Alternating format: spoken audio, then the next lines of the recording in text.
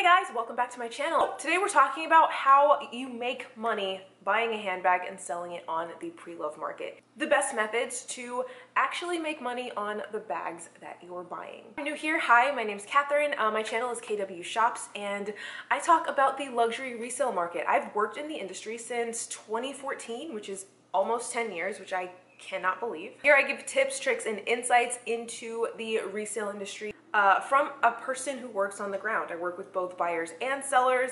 I do a little bit of selling myself, and I do a lot of buying, as you can see behind me. Luxury resale is interesting to you, then please subscribe. I do videos weekly, so please enjoy this video and let me know if there's anything else you'd like to see from me. So the first rule of investment bags, don't.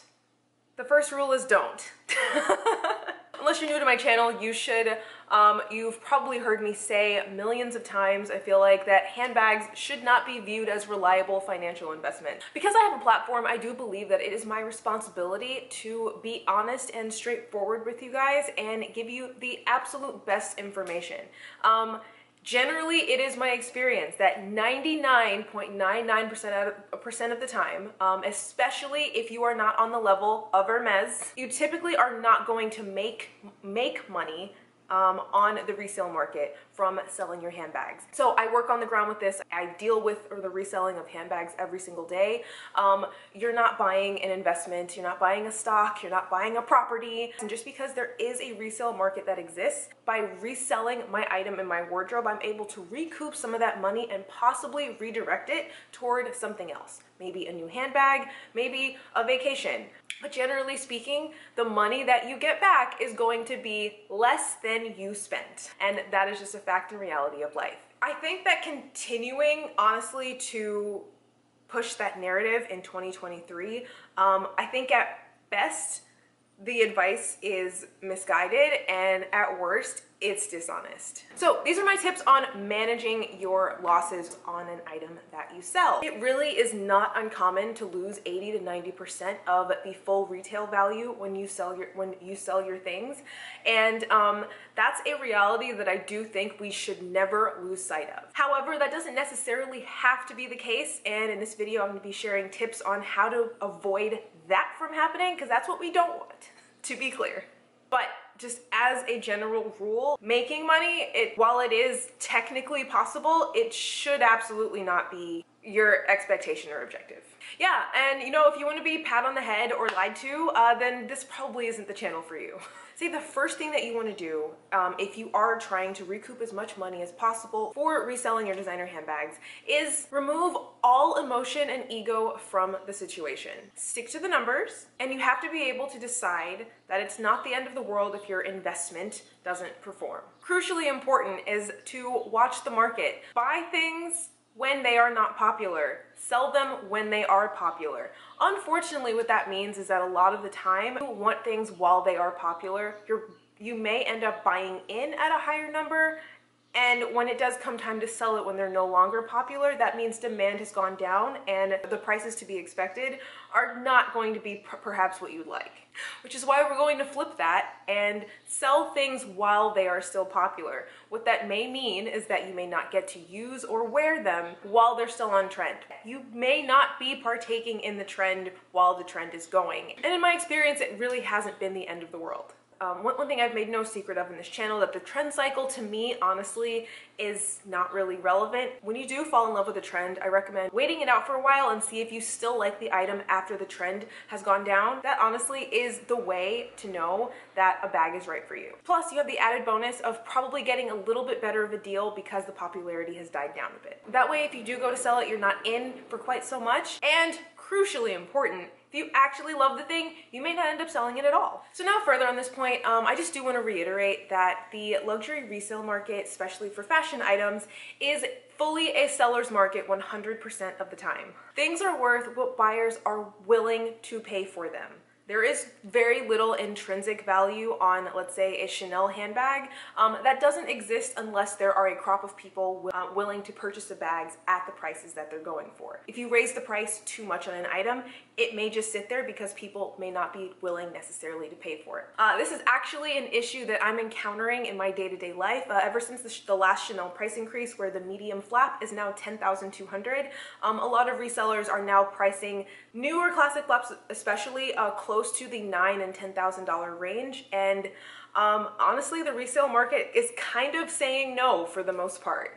So the bags are sitting a bit longer than they used to, and that is something that we all have to contend with. As far as styles that you want to go for ones that are in higher demand. So you're going to want to watch the resale market for fashion trends. But overwhelmingly, I would say that the styles don't tend to sway too drastically too quickly. What is a great seller is a small to medium sized bag. Think about something like this to fit most of someone's bare essentials. People tend to like crossbody, and very important in this is colors. Neutral colors for the most part usually perform better. More durable materials perform better because not only are they able to withstand more wear, they look better over time. So people like black, they like brown, they like gray. Part of this is like a monogram print, and what they tend to stay away from are reds, oranges, super bright colors generally, and very delicate material. And yes, of course, you are going to want to be aware of the trends. Honestly, I don't like this part of the job because I'm not really into the current fashion trends, and what I always recommend is just kind of going for what you like, whether it's trendy or not. So one thing that I absolutely have done has been able to work for me in my own personal collection and sales is buying pre-loved, and later on when you go to sell it, you may have success in selling it for the price that you paid for it. Buying pre-loved and saving a bit is obviously going to be better than being in at the full resale price. Very often what can happen is that you can get in at a low price and sell it at very close to the same price that you bought it for. Essentially, and I say this with caution, you may be able to carry a bag for free. You do want to pay attention to how much you are buying it for on the pre-love market. If you're going for a super popular bag and you're not really saving that much off the retail price, just do know that anything you buy at a very high level of popularity, the price is likely to go down by the time you go to sell it, which is what we talked about earlier. So if you are looking to buy items as investment, I do think that the better things to buy at investments are smaller accessories, SLGs, keychains, costume jewelry, and certain items like that. Generally, they are priced a lot lower than the handbags are, so already you're not in for a crazy high price, and there is a larger market, I would say, for people looking to spend anywhere from like $300 to $700 on small accessories like that. We're talking about card holders. Those are very, very popular for now. I have my thoughts on the future for those. I don't know that that's going to go on forever. Watch this space. But just generally smaller accessories are a lot more popular to buy. When you go to Hermes, things like scarves, twillies, those will sell at close to the retail price. So the amount of money you're actually making, I've run the numbers for myself, and I haven't been able to deem it as worthy of my time. But that's for everyone to decide for themselves. If an Hermes Twilly sells for $200 and you're able to sell them for $225, is that worth all of your time? I've decided it's not worth mine, but that's up to you. Very important point to remember is that an item cannot be considered an investment. Realize the investment value of an item unless you dispose of it. So if you never end up selling it, then you're never going to actually get that money back, which is why I like to focus just on how much you use it. So one thing I do think works is when you buy items that have multiple accessories that you can sell off if you don't intend to use them. It's usually better if you don't intend to use them and that item that you're selling the accessories off is married to you in your collection, and because it's missing whatever strap or accessory that it's supposed to come with. So the types of items that bags will come with, for example, are extra straps, luggage tags, key chains. My Louis Vuitton Belmont, for example, I purchased with, and it was missing the lock, key, and clochette detail, and I didn't need that. So a great example of this is some of the like accessory pouch things that are very, very popular and have been for the past couple of years. Again, not a particular fan of these, but they do have lots of pieces that you can separate out and sell off individually if they are not fitting into your wardrobe or lifestyle, making it so that you can put a little bit of the money that you spent on the item back into your pocket. For example, if you have no use for a round coin purse, then you can sell that right off for a couple $100. One way that I did incorporate this strategy was with this. This is the Louis Vuitton jean wallet. This is a full-size wallet and comes with 2 inserts. It came with a small zip pouch that goes like inside of here that I honestly had no use for whatsoever, so I sold it. So in the US, this wallet retailed at $575 plus tax at the time. For me, living in Florida, it would have come to $615.27. At the time when I purchased this in Heathrow in London, I paid 350 pounds, and converted to US dollars back then is like about $428. I was able to sell the interior zip pouch. So in total on this wallet, I'm only in it for about $328. Considering how much something like this would go for today, I would say that's pretty good. If I ever were to sell it, which very importantly, I wouldn't. I love this thing. I'm only into it for $325. In today's market, in good condition with all 3 inserts included, I've seen these go for around $660. That's almost double what I've paid. By the way, designer shoes, heels, even sneakers, no one cares. Sorry, but that's the reality in 2023. Designer shoes are not where it's at when it comes to resale and investment worthiness. They don't care how much they retailed for. They don't care how much they were, how many were produced in the country. They don't care what celebrity or singer or actress or reality TV star wore them. People are finding fewer and fewer opportunities and occasions to wear heels. And then as far as like everyday regular shoes, people are still kind of buying designer sneakers in store. But when it comes to the resale market, they don't care.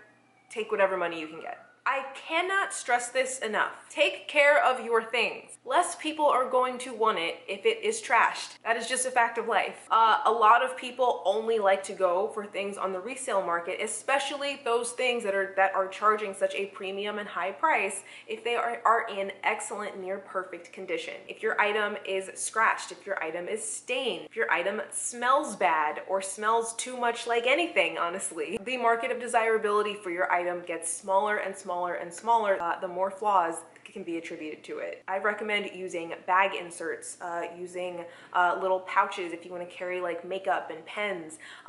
Maybe don't OD on the perfume, just a thought. I've covered this topic at length, so I have tips that I can give in other videos from the past. But check the link below in my description box for more info on that.